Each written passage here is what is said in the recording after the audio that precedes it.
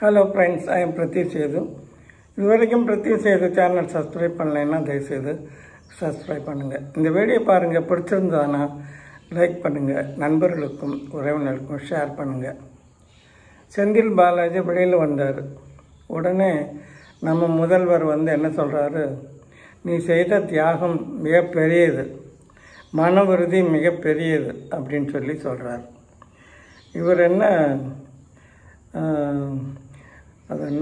நாட்டு விடுதலைக்காக போராடினாரா, இல்லை புழல் சிறையில் இருக்கும்போது கல் உடைச்சாரா, மரம் அறுத்தாரா, செக்கு இழுத்தாரா, இல்லை கூழ் குடித்தாரா? எதுவுமே கிடையாது.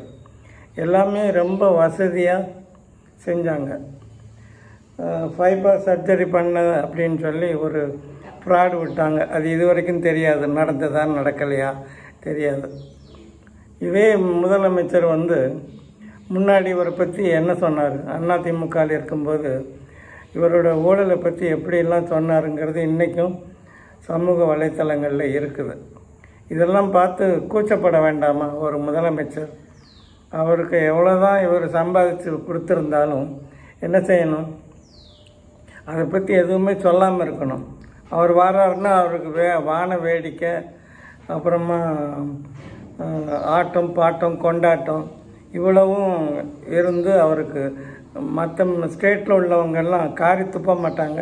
தமிழர்கள் எங்கெல்லாம் இருக்கிறாங்களோ அவங்கெல்லாம் என்ன நினைப்பாங்க, அட பாவி, ஒரு மனுஷன் ஊழல்வாதி, ஏற்கனவே பணம் லஞ்சம் வாங்கிட்டு வேலை வாங்கிட்டாரன்ட்டு வேலையும் வாங்கி கொடுக்கல, அப்படி இருக்க மனுஷனை அவன் வாயாலே நான் வாங்கினது உண்மை தான், திருப்பி கொடுத்துட்டேன்னுலாம் சொல்லி வெளியில் திரும்பவும் உச்ச நீதிமன்றம் என்ன செஞ்சிச்சு, அப்படியெல்லாம் திருப்பி கொடுத்தா பண்ண முடியாது, திரும்ப நீ கேஸை பண்ணணும்னு சொல்லி சிறையில் அடைச்சி 471 நாள் உள்ளே இருந்துட்டு வர நீ உத்தமரு, உன்னை விட்டு ஆள் இல்லை அப்படின்னு சொல்லி வெக்கமாக இருக்காது? ஒரு முதலமைச்சர் இப்படி தான் சொல்கிறதா? ஒரு ஊழல்வாதி என்ன சொல்லணும், ஒன்று கம்முன்னு இருக்கணும், எதுவுமே சொல்லாமல் வந்தையா பார்த்தையா காலில் விழுந்தியா கும்பிட்டியா ஓடு அப்படின்னு சொல்லிடணும்.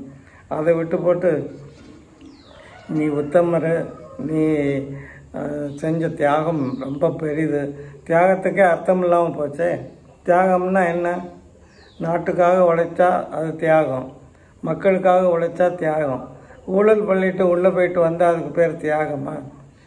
தமிழ்நாடு மக்கள் மட்டும் இல்லை, இந்தியாவில் இருக்கிற அத்தனை தமிழர்களும் உலகில் இருக்கிற அத்தனை தமிழர்களும் காரி துப்புறாங்கங்கிறது தான் நிஜம். இது இந்த முதலமைச்சர் என்னைக்கு புரிஞ்சுக்குவாருன்னு தெரியல.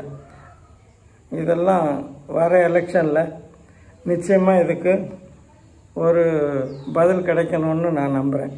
இந்த வீடியோ பிடிச்சிருந்தா லைக் பண்ணுங்கள், நண்பர்களுக்கும் உறவினருக்கும் ஷேர் பண்ணுங்கள். மீண்டும் வேறொரு வீடியோவில் சந்திக்கலாம். நன்றி, வணக்கம்.